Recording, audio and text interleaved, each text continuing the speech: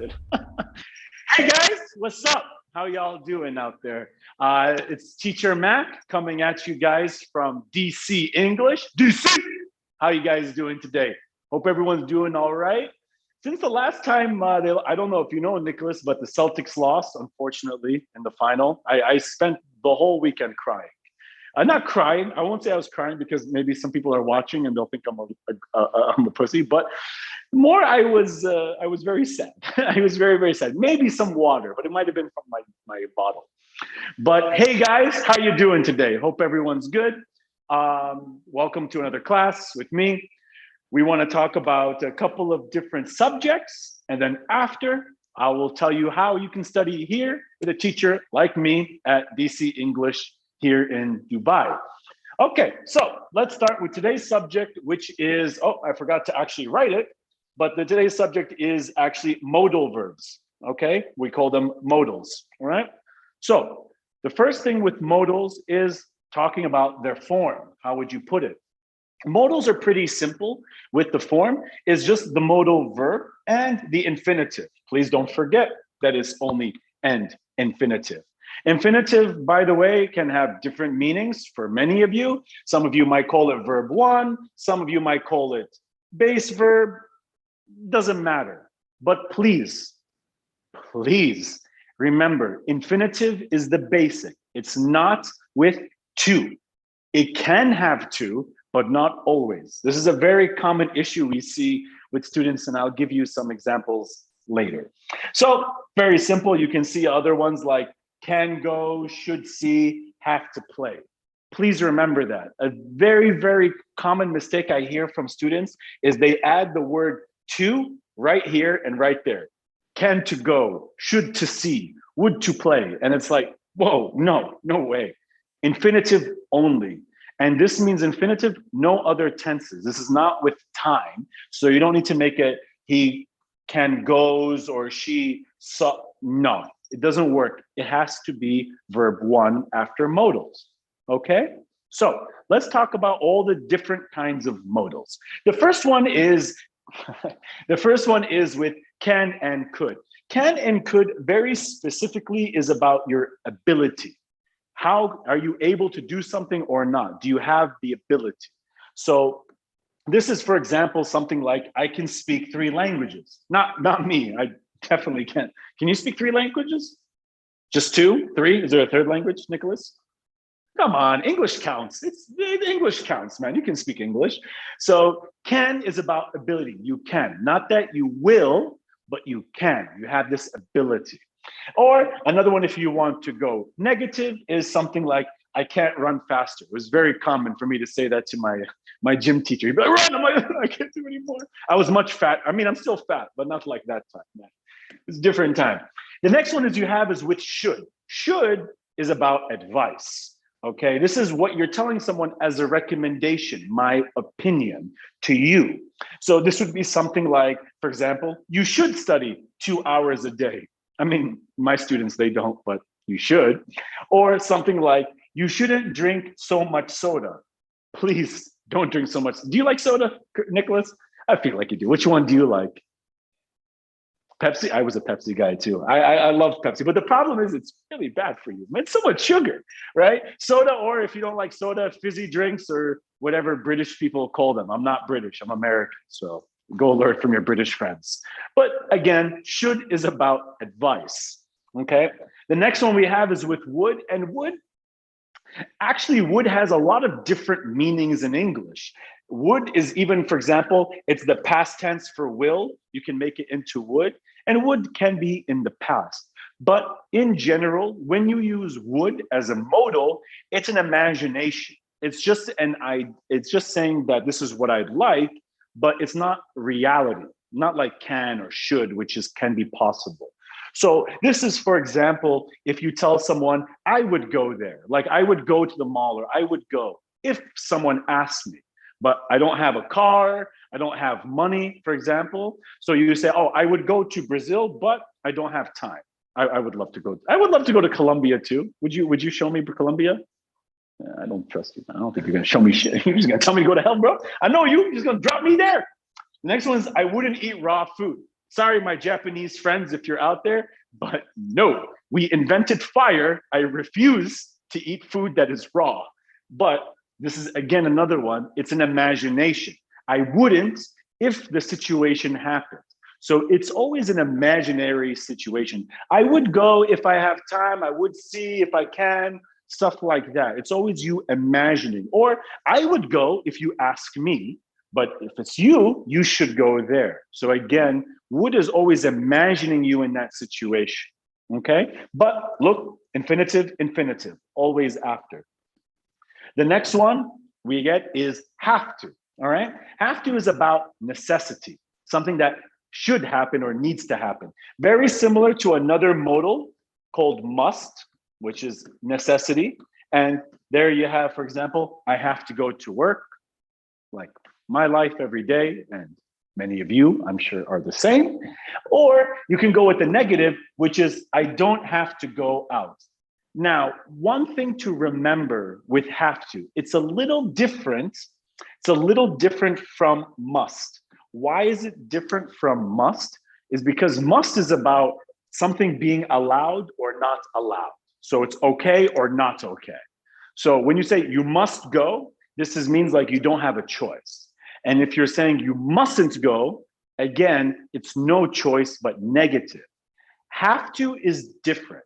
Have to is in the positive, I have to go to work. This means that you don't have a choice. It's necessary. Exactly the same like must.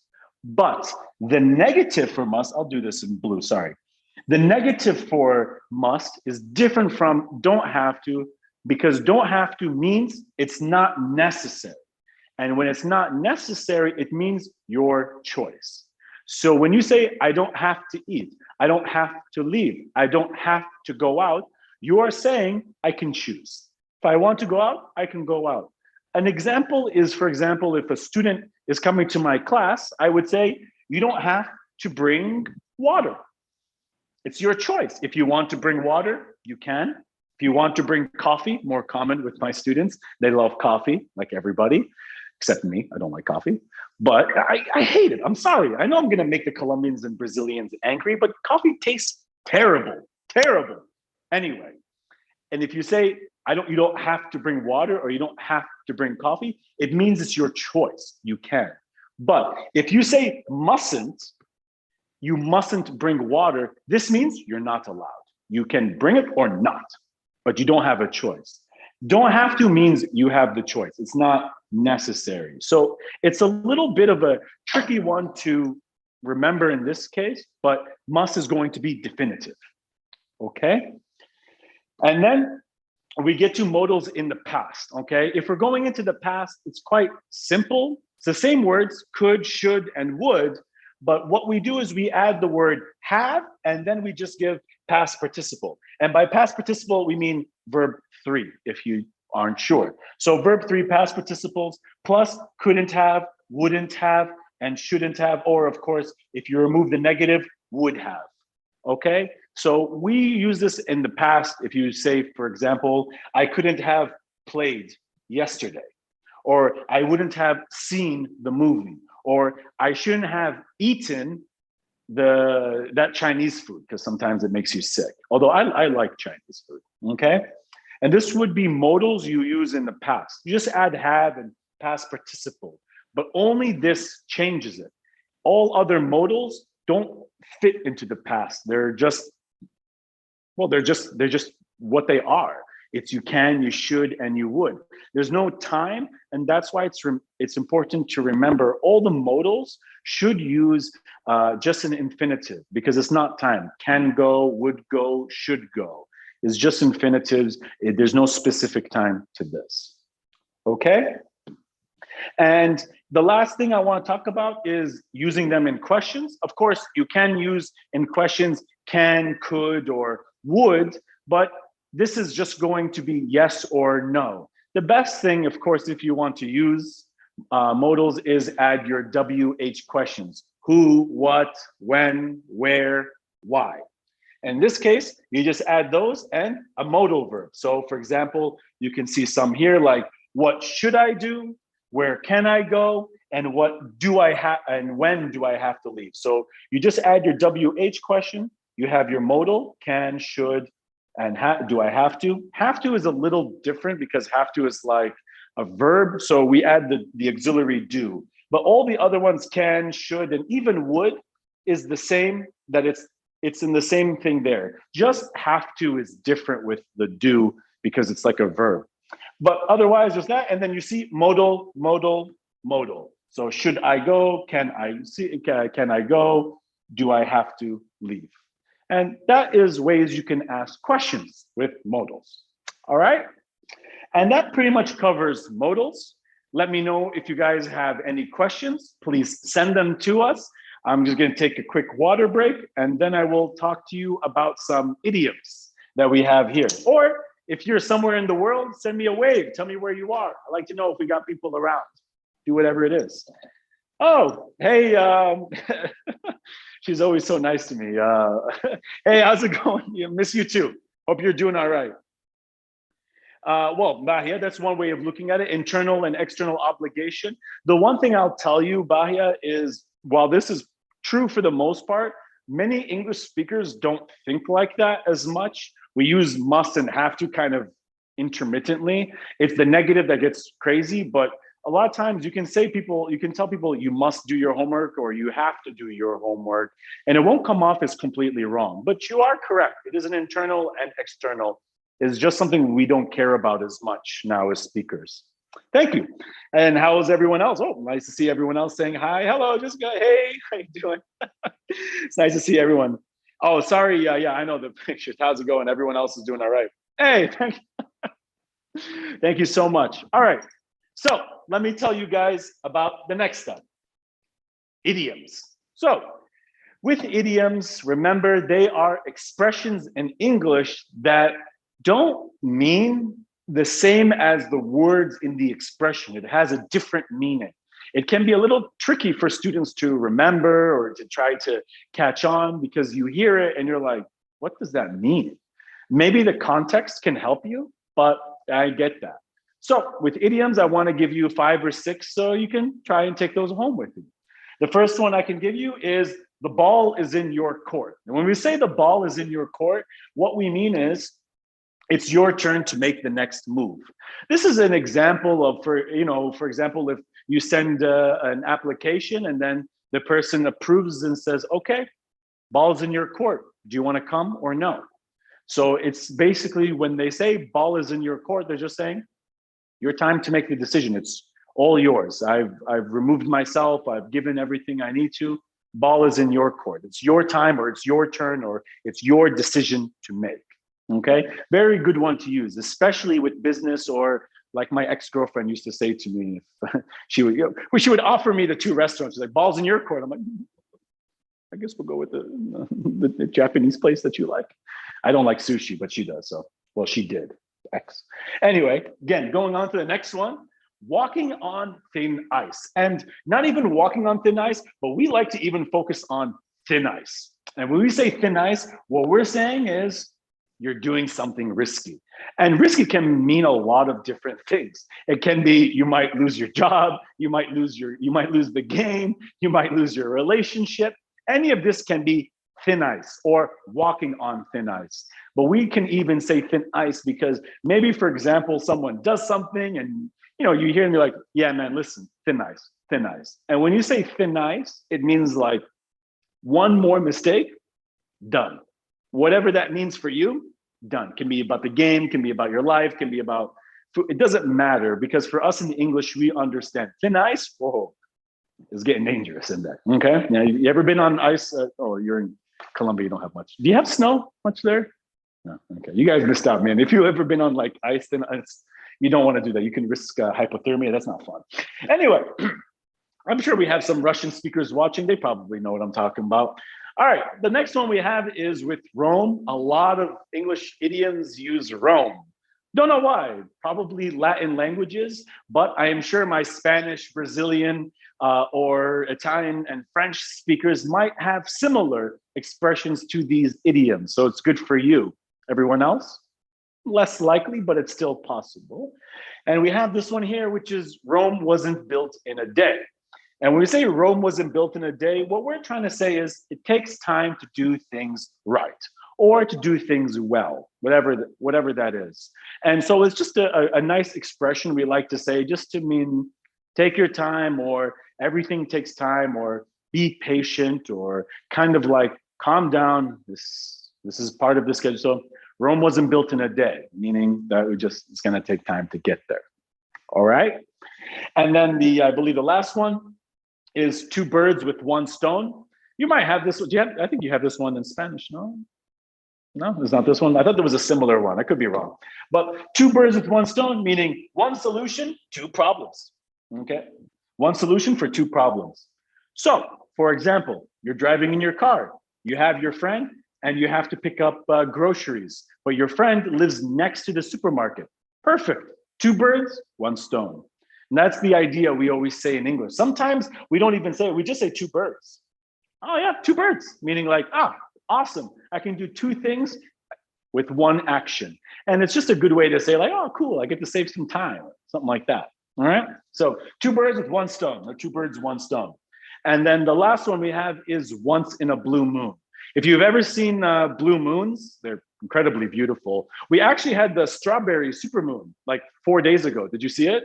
There was like a massive, in Dubai, there's a massive strawberry, they call it a strawberry supermoon. It's like a pink, it looks bigger than, it's like this big, but everyone's like, oh my God, the moon is huge. It's like 5% of the sky. I don't know if it's huge, but okay.